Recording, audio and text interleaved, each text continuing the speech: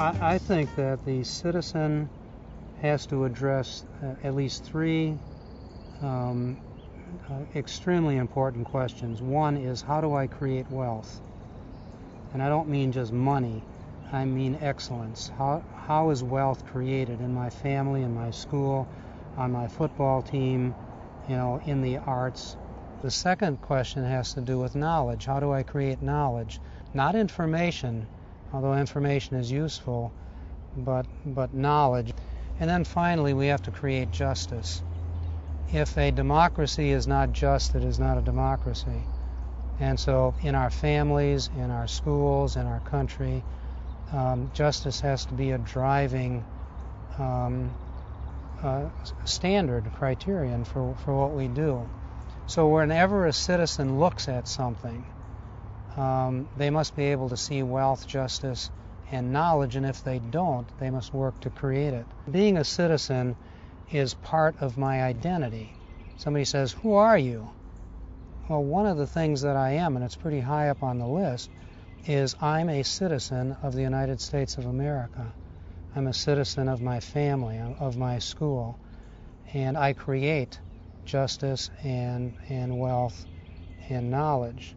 The fundamental purpose of our schools, in fact, the land-grant universities, one of which I work at, its charter says that its purpose has to do with citizenship. The purpose of public education is to develop citizens. It's not a vocational school. Without a conception of the common good, public school makes no sense. And we have done such a poor job of turning our schools into vocational schools, and by the way, I mean that in both sense of the word, that children don't know who they are anymore. They don't understand that they're citizens of this country. The school is not there. This is going to be controversial. Public schools are not there to serve the children. The children are there to serve the cultural heritage. They should come to school and basically say, what shall I learn today? How can I learn? What debates do I need to get involved in? How can I create knowledge?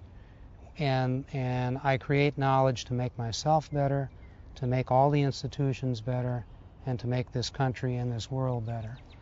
And I think if we would just go back to what Jefferson said about the schools are here not to make people better off.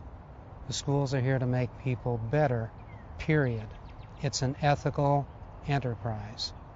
And we have to get to that notion, and quickly. And this is so critical because democracy is so fragile, and we are so lucky to be living in this country. I think the United States of America, with all of the warts that it has, is a jewel of history, and we ought to be more careful with that jewel.